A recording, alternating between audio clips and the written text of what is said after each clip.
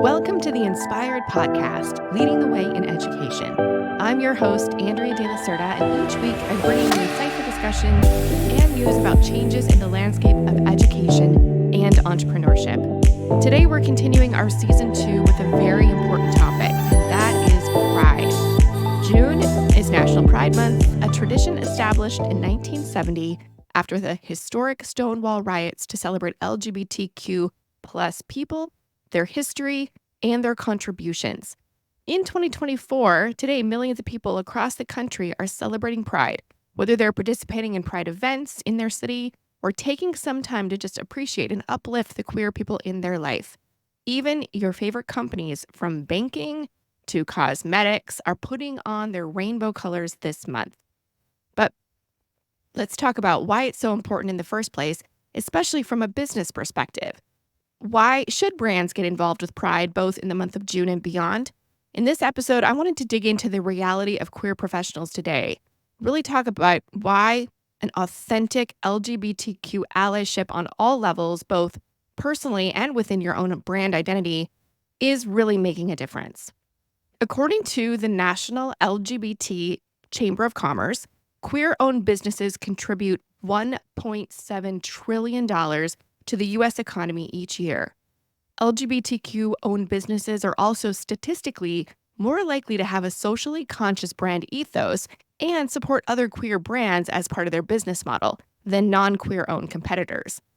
74% of LGBTQ plus business owners make it a point to give back to the community through supporting local suppliers, vendors, and organizations, and over half explicitly create jobs for underserved communities. There we go. That's what we are about. However, these entrepreneurs also face barriers when developing and growing their businesses, meaning the reach and the impact that they could have in the business world is not nearly what it could or should be. One of the largest challenges facing LGBTQ business owners is access to capital. In 2022, Hello Alice reported that 82% of queer entrepreneurs saw lack of capital as limiting their ability to manage day-to-day operations, and 93% believed it was limiting their growth potential overall.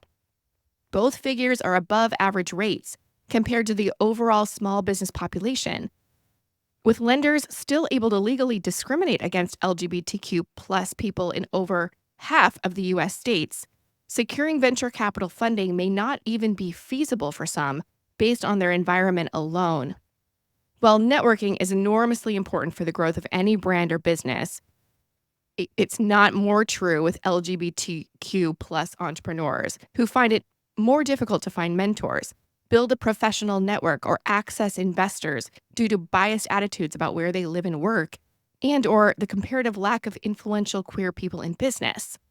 This is why dedicated resources to uplift these professionals and businesses are so important today. Organizations like Backstage Capital fund companies led by underrepresented founders, including women, people of color, and members of the LGBTQ plus community. Their services for eligible businesses include mentorship, fundraising support, and access to a network of like-minded companies. Gangles is a similar private investment syndicate that works exclusively with the LGBTQ plus community, and it's one of the largest and most active companies fully dedicated to supporting diversity and inclusion at all levels of professional leadership. Reaching Out, the Gay Pages, and Start Out are all online services that aim to connect queer students and professionals with the right job opportunities, mentors, and networks for them. There's also the National LGBT Chamber of Commerce, which I mentioned before, which, in addition to its networking events and mentoring programs, also offers queer-owned businesses the opportunity to become certified as a LGBT business enterprise. Certification doesn't just enhance their credibility as a business venture, but it also makes you official part of your local affiliate chamber, opening you up to additional opportunities for local connection. If you'd like more information about any of these resources that I just rattled off, don't worry, we'll have them available in the episode notes. Beyond entrepreneurs who are finding it difficult to get started, discrimination in the workplace is still a prominent issue for millions of queer adults in any field today. A study by the Center for American Progress reported in early 2023 that half of the LGBTQ plus adults surveyed had experienced some form of workplace discrimination or harassment in the past because of their sexual orientation, their gender identity, or intersex status, including being fired, denied a promotion, having their work hours cut, or experiencing verbal, physical, or sexual harassment. And I just want to say, if you're listening to this episode today and any of that resonates with you, I am terribly sorry for the pain. There's no place for that in business or anywhere. According to the same study, nearly 4 in 5 of the adults surveyed reported taking at least one action to avoid experiencing discrimination, including hiding a personal relationship, avoiding law enforcement, or changing the way they dress. This can occur within the workplace and outside of it. It's a really shocking reality that even after 30 years of Pride, these negative experiences could still be so universal and in professional environments at that. A majority of Fortune 500 companies now offer LGBTQ inclusive benefits to prevent this. 93% of their non-discrimination policies include sexual orientation, and 91% include gender identity. 66% offer healthcare and benefits that apply to transgender individuals, and 56% extend such benefits to domestic partners too, regardless of the partner's gender. However, when it goes unchecked, discriminatory treatment can make the workplace an unsafe and an unenjoyable place for queer individuals.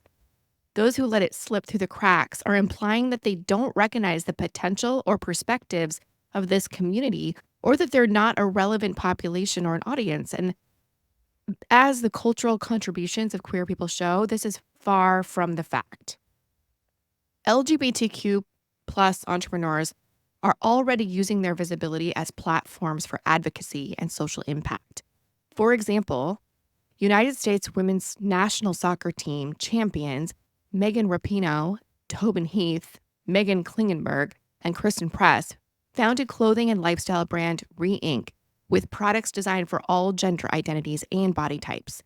They use their platform to advocate for diversity and support underrepresented groups, including members of the LGBTQ community. This help raises awareness and gathers support, but also attracts a customer base that aligns around their values.